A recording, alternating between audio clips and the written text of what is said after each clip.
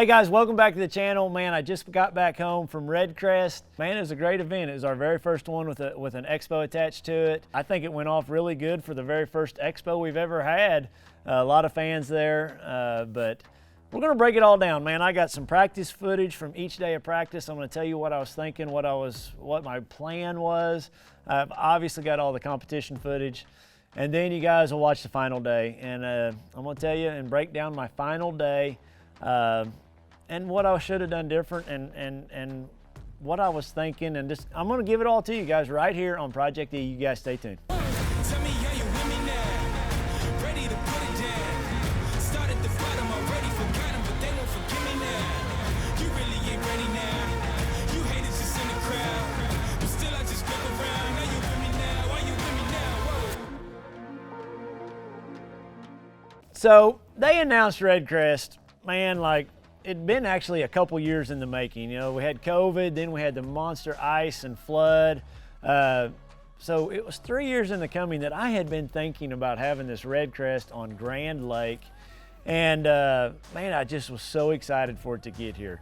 And the forecast going in like 10 days out was like gonna be 70s all week. And every day that Redcrest got closer, the forecast got worse, worse, worse, and worse.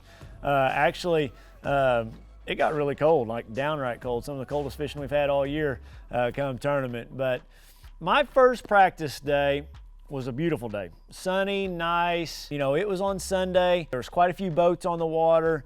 I just ended up putting in kind of like in this little back spot there. I think it's called Red 11. There's about 15 or 20 other boats all in that area waiting to put in too.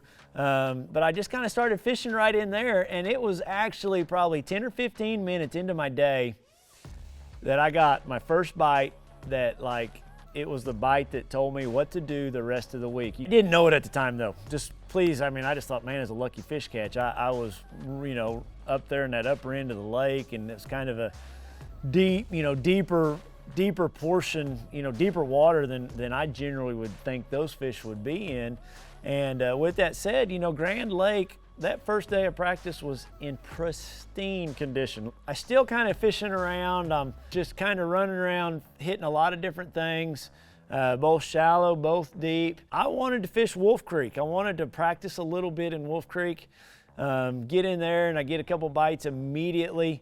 You know, community stuff 101. Very first dock I fished behind, I catch this fish right here. You guys can watch this one.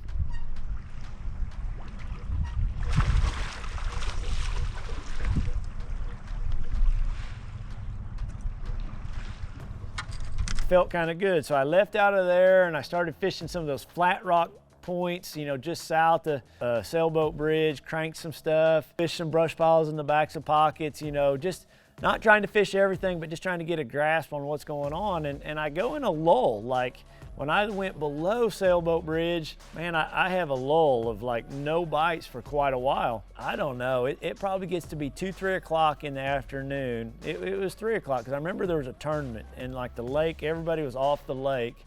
And I pull into Horse Creek, and man, I start catching some fish, like big ones.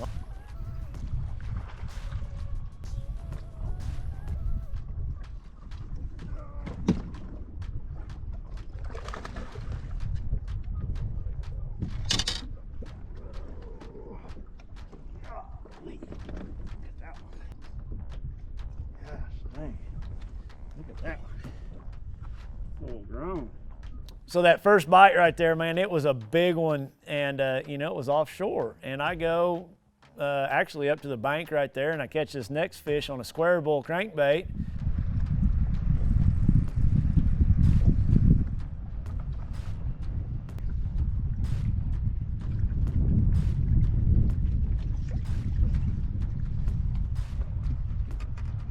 Man, I'm feeling great about my practice because one, I think a lot of this stuff's kind of hidden offshore.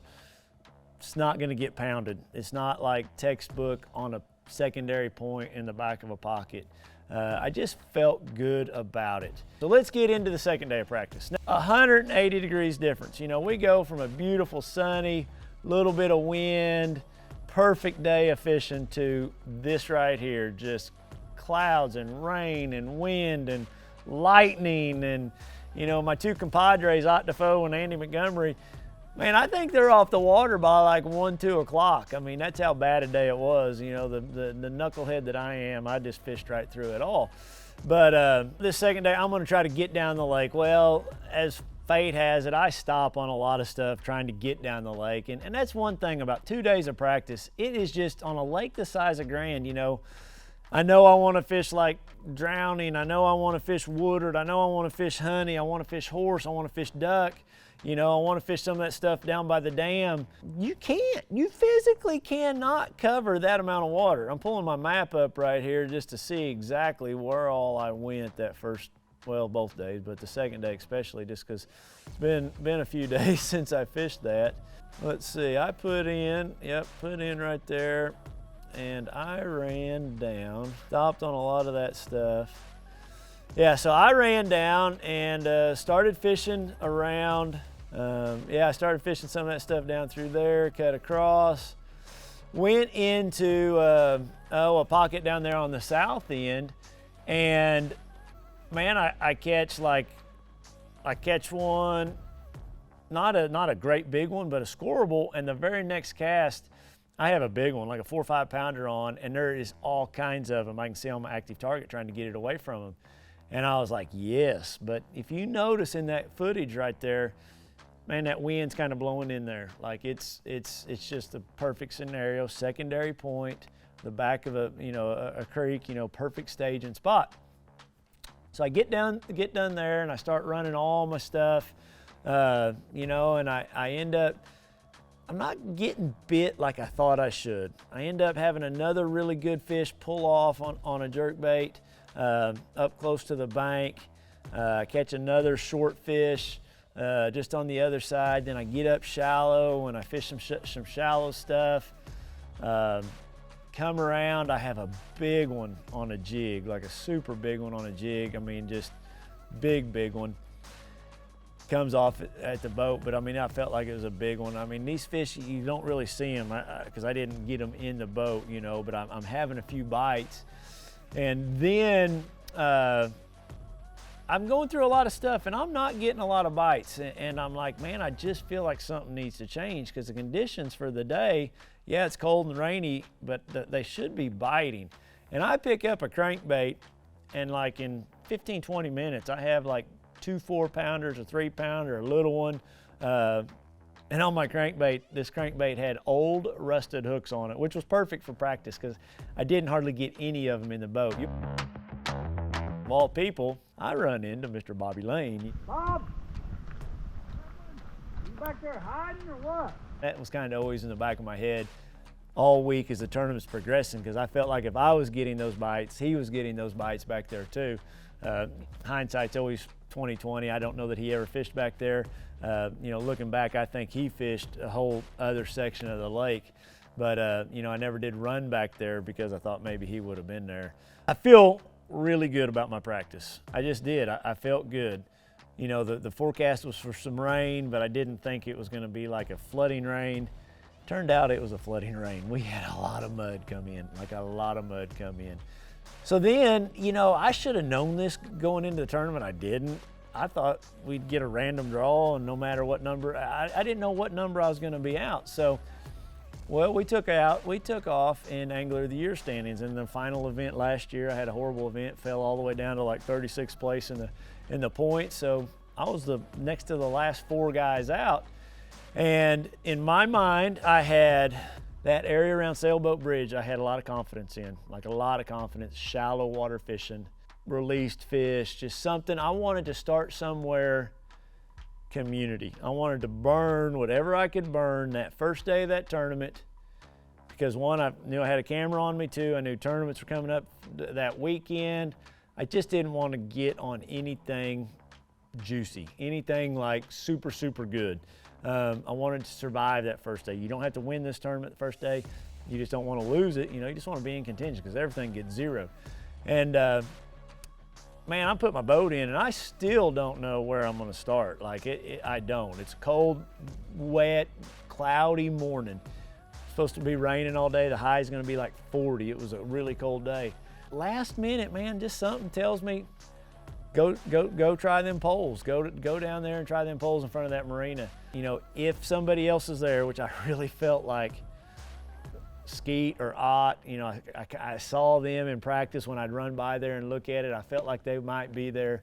You know, my whole plan going in was to start there, burn that to the ground, and then run to the back of a creek and fish that. And another spot I hadn't practiced, but I knew historically that that'd be a spot I could catch a lot of fish. Well, that rain ended up muddying up everything. When I put in at Wolf, man, the mud line's all the way at the boat ramp.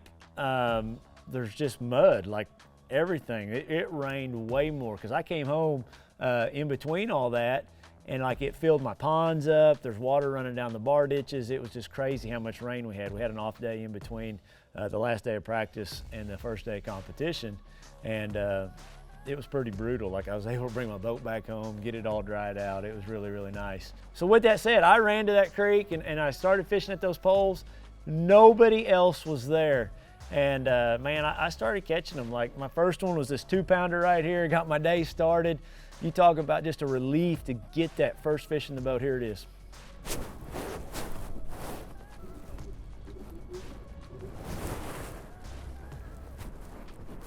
Up, Butch. I've got him hooked.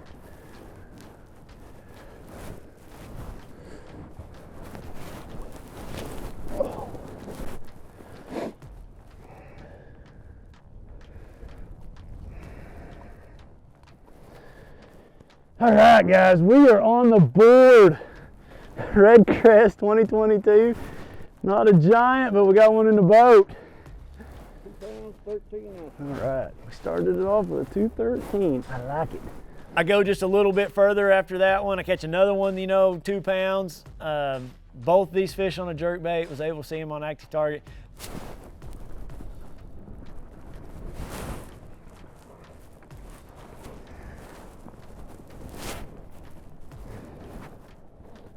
Cool.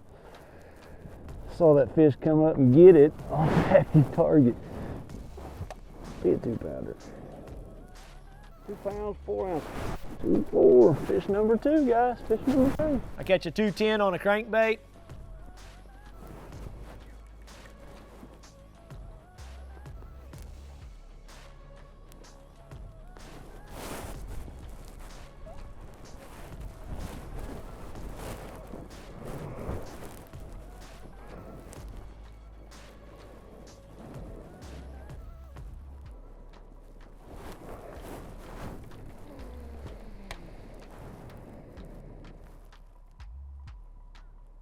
Pounds, 10 ounces. I work my way into that pocket and I catch another one right here on this brush pile.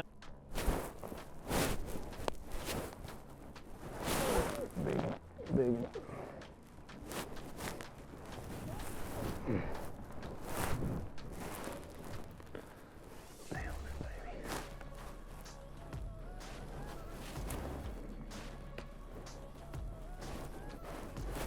That's a bass. Gosh dang.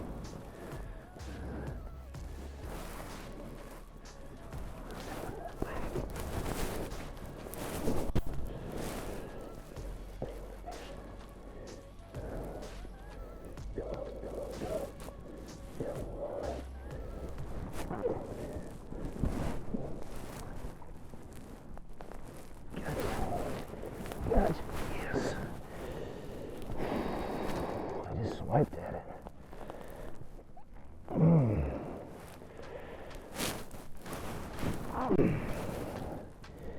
No problem. I seen him coming at it. I might have jerked it away from him a little too soon too. That's a problem I have with that active target. I don't know if y'all saw that, but I saw my bait and I seen him coming out after it. 3 pounds, 6 ounces. All right. There we go. That's a good one. And I throw up on the boat ramp, and this happens. Not what you want to happen on a tournament day.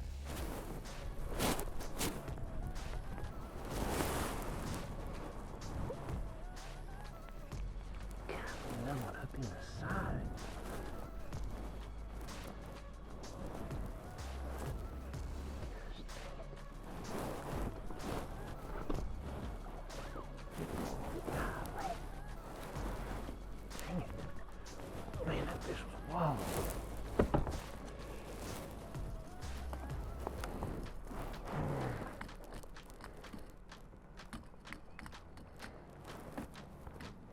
This fish was like, that dang active target, I'm gonna use it against me. He did too.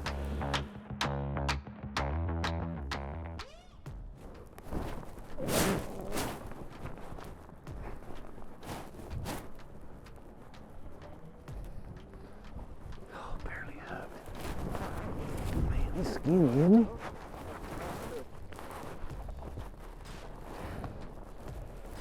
Golly, he was a lot longer than that. All I seen was that head.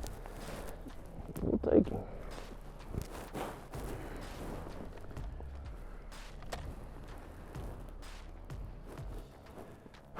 2 pounds, 6 ounces. Man, I feel like each one I catch is just one more brick off my shoulders. This brush pile right here, you know, I've already caught 2 fish out of it, and then I catch this good one, this 4-1.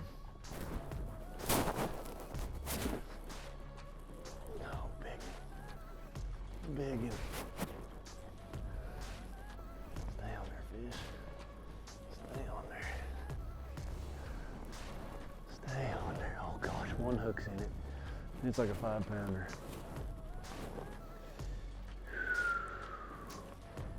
Come on, baby, stay on there. Stay on there, stay on there. Stay on there.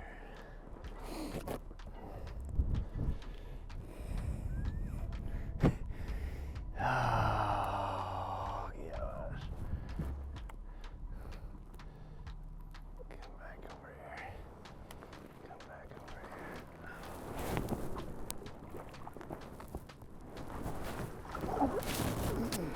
It ain't a 5-pounder, but it's a good one. Hell, help.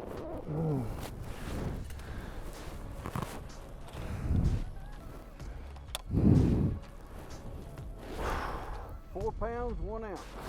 Thank you, sir. All right, there we go. And then I work my way back into that marina. Something's got it.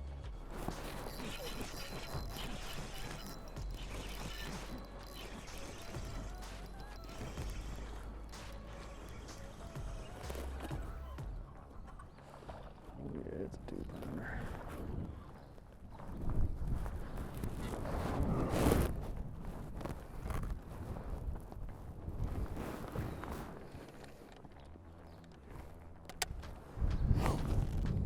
Pounds, 5 ounces. That's all we needed.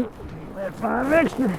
So I work my way back out, and I'm gonna go through those poles one more time, and you know, I end up catching some fish around them, and you know, I'm thinking I need to catch all I can catch today, all of it, because who knows what's gonna happen the next day. They may not bite. Let's get as high up that leaderboard as we can.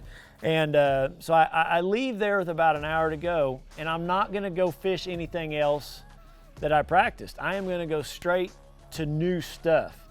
And I pull up over here on this one stretch right here, and man, I catch this good one. It was a really cool fish bite. I had a bite on the cast before, and then I catch this one. There is a bunch of them.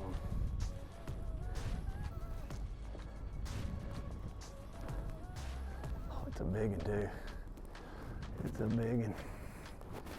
Damn, there, it's not hooked very good.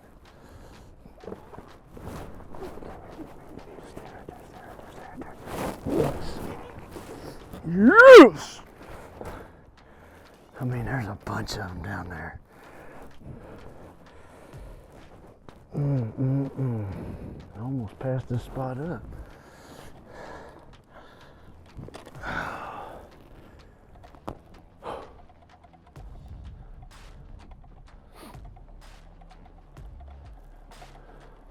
Need some help?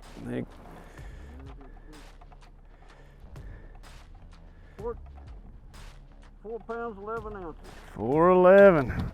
So guys, I wrap up my first day of competition. Super great day just to be leading that Redcrest, you know, not having to burn up any like of those great spots that I found in practice, you know, the hunch working out of starting where I started to have those fish there. You know, that's some local experience that really helped me there. And being able to find a few more new spots, being able to practice even more that day, I was feeling really, really good at the end of it. You know, who wouldn't for a chance to win 300,000? Got a good lead. I feel like I don't have to catch a lot the next day to make the knockout round. You know, the cut weight was like 14 pounds, you know, and I had like almost 40. So if you double it, you know, I should be in. Obviously, I'm gonna try to catch some fish the second day, but you know, we all go to 0 anyway. So I was super excited. I was on cloud 9. Okay, so here we go, day 2. So I'm gonna go right back and I'm gonna start right there at those pipes. You know, everybody's already seen me there. I'm 4th one out. I should be the first guy to get there. You know, but this morning we have company. You know, Skeet, he runs into the back. He'd caught a 4-pounder in there the day before. Ott comes in, so it's getting fished, you know, but I kind of just still wanted to guard it. And I just needed to catch a few fish. I just wanted to guard it. But then I have this fish right here bite, and man, I was super excited to get it to bite. I could see it on my active target. It looked like a giant coming up. It is a giant. I catch it. You guys watch it.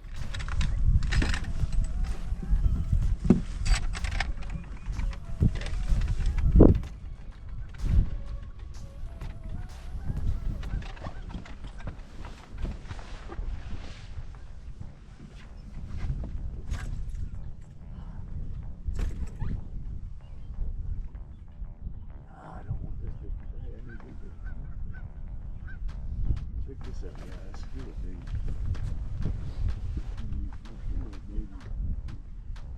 Look at that size of that sucker. It's coming on.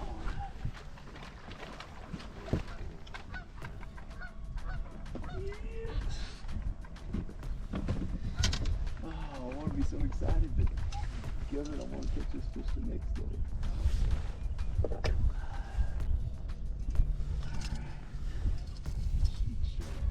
Got that thing down there. Pretty cool, pretty cool. All right.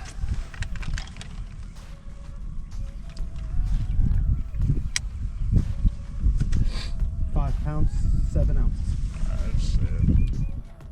Yeah, I'm a little disappointed about catching it though, because all our weight's 0. We go into the knockout round, and to catch one that big and then it to be zeroed, you know, I was a little bummed about that. I guess, you know, if there's such a thing as being bummed about catching such a big one.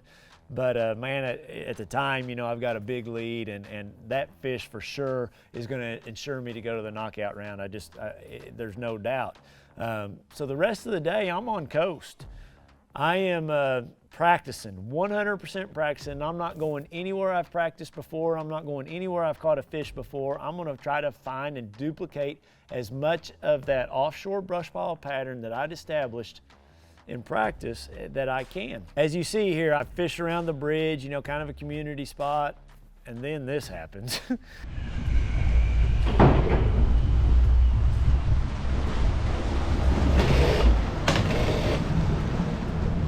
My poor GoPro after that ordeal. And the poor guys on the bridge, man, they stopped working. Like, they stopped all the noise, all the cranes, everything to let me fish. And I felt so bad about it. I didn't even give it a time, because I had one come up and almost try to eat my jerkbait right there.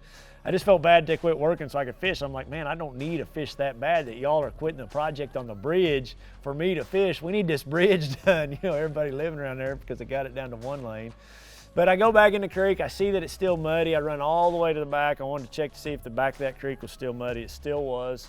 It was gonna clear up any time, but it hadn't yet. Come back out, and I just keep running that pattern. And then, man, I catch this one.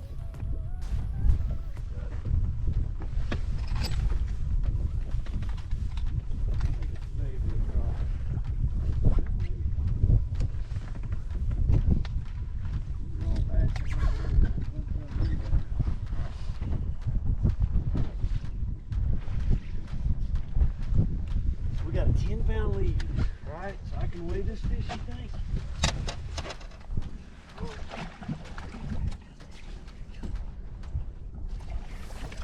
I'll be moving around it like that tomorrow. There's a bunch of them in there. I thought they were all caught.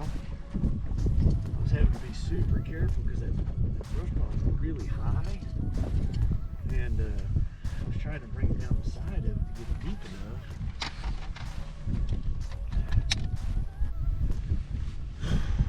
3 pounds, 6 ounces. 36. Aren't they beautiful here at Grand? I mean, they're just perfect looking fish. And then I bend my hooks in. I need Michael Neal to pass me because I want to finish second. And you ask, why do you want to finish second? Because the first place seed fishes Saturday. Second and third fish Friday. Fourth and fifth fish Saturday. It's how the seeding works out. Half the field's going to fish Saturday, half the field's going to fish Friday. I want to go straight to Friday. I don't want a day off. Saturday, lots of boat traffic. I wanted to take my chances on Friday, skip a day. If I can make the net championship round, I just wanted to fish Friday. I knew that going in, and I was going to try to do whatever I could to finish second or third or sixth or seventh. You know, whatever. I was going to just play with the fish and, you know, hopefully have one in my hip pocket. As fate would have it, Michael ended up getting on a little roll, got ahead of me, and then the people behind me started catching them. So, like, kind of throughout the day, I was just kind of keeping track and catching what I could catch. So I think it was Thrift and somebody else started catching them. So then I ended up catching this one right here. They are bass, boys. There's a bunch of them in that tree.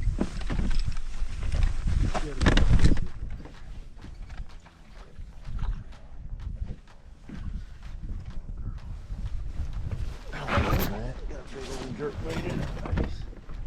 Over here.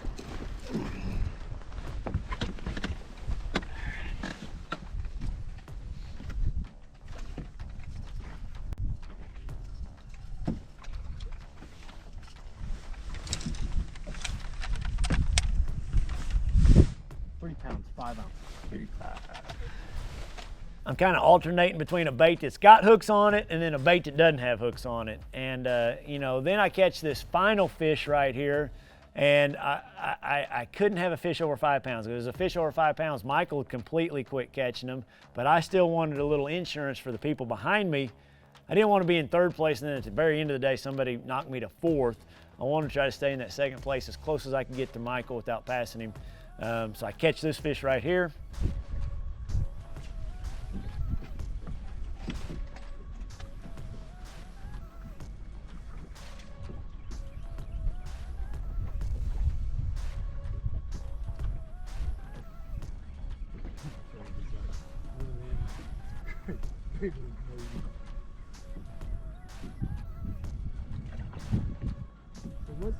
How much do we have right now? Like, what's the difference in the 5 pounds, 10 ounces. It's not a 5 pounder. That is not a 5 pounder. Now I'm gonna croak if he is. JT, he's not a 5 pounder, he's just fat. 5 pounds, 10 ounces. So he made, yeah, okay, we're good. We're good. I can weigh that fish. Let me just make sure. It's gonna be really close to 4 pounds. You say 5, I'm 3 throwing pounds, 11 ounces. It ended up being a good one, a 311. After catching that fish right there, I mean, I know without a shadow of a doubt, I'm not gonna weigh another fish unless Michael catches one. And because I'm just a pound and 15 ounces underneath him. If I catch a scoreable bass, or if I put one on the scales, I have to weigh it. So, man, I don't. I do, though, as the day progresses, I'm practicing. I'd alternate sometimes because sometimes I have a hard time telling the difference between crappie and bass sitting in those brush piles. I know crappie are supposed to look like a pie plate, but I did have hooks on some, and I actually catch this fish right here, which is a super cool fish catch because it was a whole nother group of fish that I'd found, and I felt like there was a lot there, and it was a spot that I could have for that championship round.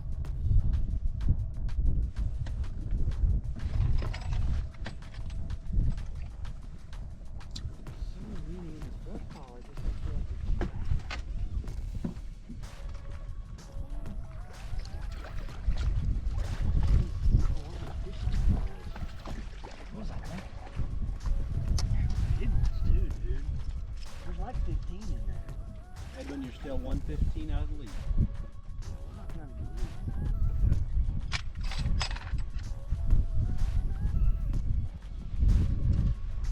But I don't have to weigh that fish, so it's just you know, just a bonus fish. Gave me a lot of confidence because I picked up one with hooks. I wanted to know because like you'll see right there in that video right before it, man, I almost like let's go. No, let's make sure those are bass, and I'm glad I did because you know, I thought maybe I could use that spot. So guys, that's the first half of Redcrest. Let me tell you about my bait, my power stop breakdown for you. You know, I changed over to that table rock shad. From practice, I had that stealth shad because it was sunny. Then when it got cloudy, I figured out this table rock shad. They bit it really, really well. I had it both rigged on 10 and 12 pound test, depending on how deep I was rigging it. I changed the hooks if I needed to get a little bit deeper. 8-3-1 Johnny Moore's Platinum reel, 6-foot 8-inch medium action rod. That's my setup for what I used. Next week, you got to watch how it ended.